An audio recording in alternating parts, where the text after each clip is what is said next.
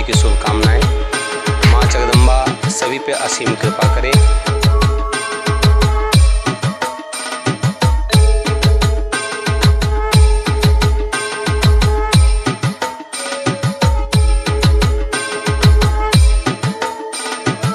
नमस्कार, मैं शिवांगी और आप देख रहे हैं जनहितैषी। First of all happy Navratri to all.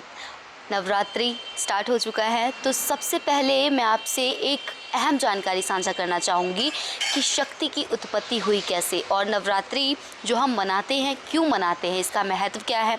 तो इन्हीं सब सवालों के साथ आज हम पहुँचे हैं लुधियाना के डंडे स्वामी मंदिर में, जहाँ पर आचार्य सोहन वेद पाठी जी से ये तमाम जानकारियाँ हम हासिल करेंगे। तो सबसे पहले करते हैं इनका स्वागत। आपका बहुत बहुत स्वागत है पंडित जी महाराज। सबसे पहले तो हम ये जानना चाहेंगे कि नवरात्रि जो हम मनाते हैं इसका महत्व क्या है और शक्ति की उत्पत्ति हुई कैसे।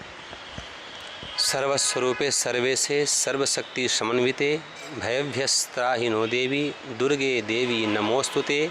आप सभी को नवरात्रि की शुभकामनाएं। माँ जगदम्बा सभी पे असीम कृपा करें और इस संसार में व्याप्त तमाम महामारी उनकी कृपा से नष्ट हो, हम सभी स्वस्थ हों। इन्हीं शुभकामनाओं के साथ आज हम वार्ता प्रारंभ कर रहे हैं। जैसा इन्होंने पूछा कि भवानी की उत्पत्ति कैसे हुई। देखिए, जो स्वयं शक्ति है उसका एक नाम है आद्या। आद्या का मतलब जिससे सब कुछ प्रारंभ होता है, उसके पहले कुछ भी संभव नहीं है, तो वह आद्या भी है। फिर भी कालांतर में अलग अलग मनवंतर के आधार पर यदि देखा जाए तो उनकी उत्पत्ति की भी कथाएं प्राप्त होती हैं। एक कथा मैं आप लोगों से शेयर करूंगा कि जब ईश्वर, जिसका कोई विभक्त रूप नहीं था, वे सृष्टि के संचालन की इच्छा से जगदम्बा ने उनको प्रकट किया और कहा कि मेरे साथ सृष्टि प्रारंभ करो। तो वहाँ पर भगवती अकेली रूप में थी और ईश्वर ने 3 रूप में प्रकट हुए, ब्रह्मा विष्णु महेश, जिसको हम रुद्र के नाम से भी जानते हैं। वहाँ पर प्रश्न ये हुआ कि मैं तो 3 रूप में हूँ, आप एक रूप में हो, तो यह कैसे संभव है। दूसरा प्रश्न कि माँ के साथ जो उत्पत्ति करने वाली थी, ब्रह्मा विष्णु और रुद्र, इन सभी की उत्पत्ति करने वाले थे, उनका मानना था कि ये हमारी माता हैं, तो इनके साथ मैं सृष्टि की उत्पत्ति कैसे कर सकता हूँ। इसीलिए वहाँ पर 3 रूप में विभक्त हुए। भगवती भी अपना 3 रूप प्रकट की। फिर चलो, अब मेरा मूल रूप नहीं है, तो महालक्ष्मी, महासरस्वती और जिसको हम पार्वती कह लेते हैं, सती कह लेते हैं, भिन्न भिन्न रूपों में जानते हैं उनको, तो 3 रूप में हुए और तीनों ही देवों के साथ अलग अलग रूप से सृष्टि की उत्पत्ति प्रारंभ हुई। इसके बावजूद भी यदि देखा जाए तो शक्ति का मतलब ही होता है जिसके बिना कोई भी जड़ वस्तु चैतन्यता को प्राप्त नहीं होता है। अर्थात आपने एक छोटा सा एग्जाम्पल लेना है। किसी इंजन की शक्ति को मापने के लिए हम कहते हैं कि 5 हॉर्स पावर, 6 हॉर्स पावर या 10 हॉर्स पावर का है। वस्तुतः उस इंजन में हॉर्स पावर कहीं दिखाई नहीं देता, वह एक ढांचा दिखाई देता है कि लोहे का बना हुआ एक ढांचा है। लेकिन उसके अंदर जो एक ऊष्मा उत्पन्न होती है, उससे जो ताकत जनरेट होता है, वही शक्ति है। आज जो मैं बोल रहा हूँ, ये शक्ति की ही कृपा है कि बोल रहा हूँ। अगर वह कृपा अपनी समेट लें तो निश्चेष्ट जो शरीर है वह शक्ति से रहित हो जाएगी और इस शरीर का कोई उपयोगिता नहीं है। ऐसे ही देव हैं, चाहे वो महादेव ही क्यों ना हो, शक्ति के बिना वो महादेव नहीं है।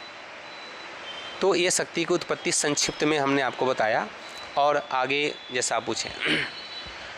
हम ये जानना चाहेंगे कि शक्ति की उत्पत्ति के बारे में आपने ये तमाम जानकारी तो दे दी, लेकिन हम शक्ति को की ही भक्ति क्यों करते हैं, क्या मतलब, क्या महत्वता है, हम क्यों कंजका पूजन करते हैं। जैसा कि आपने पूछा कि शक्ति की उपासना क्यों, जी। मैंने बताया आपको, शक्ति से रहित व्यक्ति निश्चेष्ट हो जाता है, निष्प्राण हो जाता है, वह कुछ भी नहीं कर सकता, यहाँ तक कि वह स्पंदन भी नहीं कर सकता, हिल नहीं सकता, डुल नहीं सकता। तो हमारे अंदर जो व्याप्त जो शक्ति है वह सुप्त अवस्था में न चली जाए, उसे हम समय समय पे जागृत करते रहें। इसीलिए शक्ति की उपासना आवश्यक है और अपने अंदर उस सुप्त शक्ति को जागृत अवस्था में लाने के लिए ही इस नवरात्रि में या आम दिनों में भी भगवती जगदम्बा शक्ति की उपासना की जाती है। अब प्रश्न यह है कि शक्ति का स्वरूप कन्या को क्यों माना गया। और उसकी पूजन क्यों करते हैं। तो ज्योतिष के अनुसार 8 वर्षे भवेत कन्या, 8 वर्ष तक ही किसी भी लड़की को कन्या माना गया है। 8 वर्ष के बाद मेडिकल साइंस भी एक्सेप्ट करती है और शास्त्र भी ये कहता है कि वह कभी भी रजस्वला हो सकती है। तो जब स्त्री रजस्वला हो जाती है तो वह कन्या की उपाधि खो देती है, उसे कन्या नहीं कहा जाता। तो वह साक्षात जगदम्बा का रूप है और इसीलिए भगवती का रूप होने की वजह से ही उनकी पूजा की जाती है और तमाम मनोकामनाओं का उससे पूर्ण हो जाता है। इसमें एक और भेद है कि 1 वर्ष से लेकर 8 वर्ष तक अलग अलग कन्या और अलग अलग वर्ण की कन्याओं की पूजन का महत्व भी बताया गया है। तो मैं विस्तार में नहीं जाऊंगा, लेकिन इतना ज़रूर कहूँगा जो कन्या है वो साक्षात जगदम्बा का रूप है। लेकिन कन्या पूजन में 8 वर्ष तक की ही कन्या लेनी चाहिए। महत्व क्या है, क्यों कन्या पूजन के रूप में हम माँ शक्ति की पूजा करते हैं? भगवती जगदम्बा अगर आप देखें तो वैष्णो देवी में भी अगर जाएंगे तो वहाँ भी कन्या रूप में ही विराजमान है। तो कन्या का रूप इनको बहुत ही प्रिय है और इसीलिए उसके कन्या का पूजन किया जाता है। तो इस बार नवरात्रि में हम जब कन्या पूजन करेंगे तो कन्याओं के लिए हम क्या कुछ खास कर सकते हैं? देखिए, पूजन करना तो अच्छी बात है, लेकिन मेरा मानना है कि पूजन का जो वास्तविक अर्थ है वह उसके प्रति सम्मान प्रकट करना। किसी भी व्यक्ति को अगर आप सम्मान देते हैं, उसका सत्कार करते हैं, तो वह उसका पूजन है। जैसे अतिथि का हम सम्मान करते हैं, पूजन में अपने इष्ट का, अपने आराध्य देवता का सम्मान करते हैं, वैसे ही यदि आप समस्त कन्याओं को सम्मान देते हैं, उनकी हिफाजत करते हैं, उनकी रक्षा करने का प्रण लेते हैं, तो सबसे श्रेष्ठ कन्या पूजन तो यही होगा। केवल साल में 2 दिन, अष्टमी नवमी को, चाहे वासंती नवरात्र हो या शरद नवरात्र हो, 2 दिन उनको कुछ प्लास्टिक के बर्तन, कुछ खाने पीने की चीज़ या चने या हलवा खिला देने से वास्तव में उनका पूजन नहीं होता। वास्तविक पूजन तो तब समझें जब उनके प्रति हम सम्मान प्रकट करें, उनके रक्षा का दायित्व लें, क्योंकि स्त्री हमेशा रक्षा करने योग्य है।